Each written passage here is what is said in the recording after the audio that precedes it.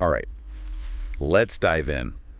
Today we're looking into something that a lot of you have been searching: DEI. Diversity, equity, and inclusion. Yeah. Exactly. Yeah. You've been sending in so many searches, especially anything to do with like government policies and the Trump administration. Mm. It looks like lots of questions about executive orders and like what kind of impact different political changes have had. Yeah. It's really clear that this is something that you're all trying to like wrap your heads around. And honestly, I don't blame you. Right.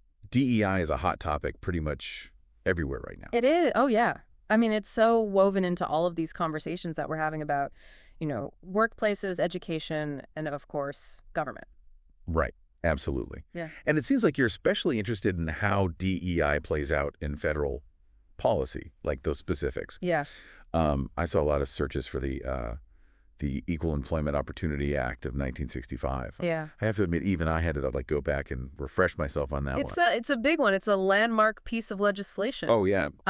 But basically, the EEO Act was a really major step toward preventing discrimination in the workplace. Okay. And it basically says that you can't discriminate based on race, color, religion, sex, or national origin when it comes to things like hiring, promotions, any other employment terms, really. So at least in theory, it makes things more fair. Yeah, level the playing field. Exactly. Level the playing field. Okay. So now you had some really interesting notes about how this connects back to the Civil Rights Act of 1964. Right. I'm guessing they're not like totally separate issues. Oh, definitely not. Think of them as like two sides of the same coin, Okay. The Civil Rights Act was addressing discrimination in a much like broader societal context. Okay. But then the EEO Act was focusing on the workplace specifically. Gotcha. But they build on each other. I mean, it's really fascinating how they do that, and it set the stage for everything that we talk about now with DEI. Yeah, that makes total sense. Okay, so speaking of building on those foundations,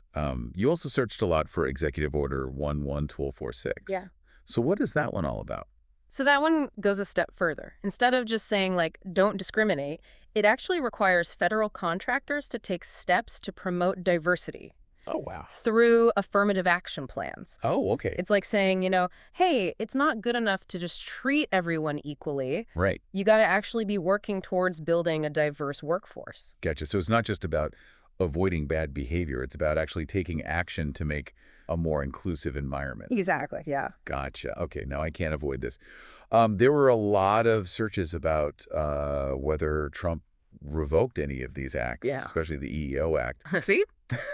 That's a really common question. Yeah. But no, Okay. President Trump did put into place some executive orders related to like DEI training in the federal government. Oh, okay. We can talk about those if you want. Yeah. Let's get into that.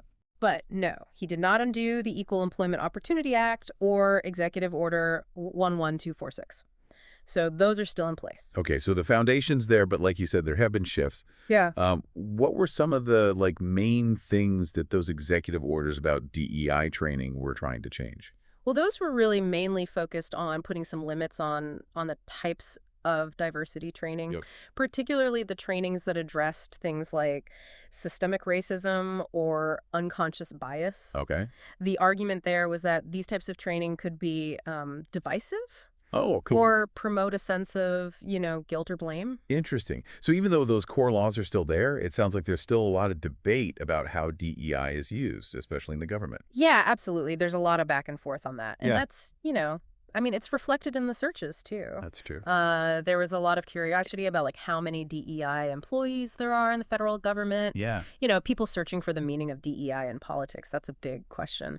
It is a big one. It's Yeah. like DEI is always changing, both in how we define it and Yeah. how we actually use it. It's not just a set of laws, it's this whole landscape that's shifting with, all the political changes, social movements, and how we understand things now. Yeah, exactly. Okay, so before we get too deep into all of that, let's back up for a second. Okay. First, those big laws for equal opportunity and affirmative action, the EEO Act and EO 11246, those are still in effect. They are. Second, this whole conversation around DEI, it's really dynamic and it's really influenced by the political stuff that's going on. Mm-hmm. And we've recently seen some changes in things like diversity training are handled. Right. Okay, so now for something to think about. Yeah. You also searched a lot about DEI offices closing. Yes. What do you think that means? Bro. Is that us like stepping away from DEI efforts, or is it something totally different?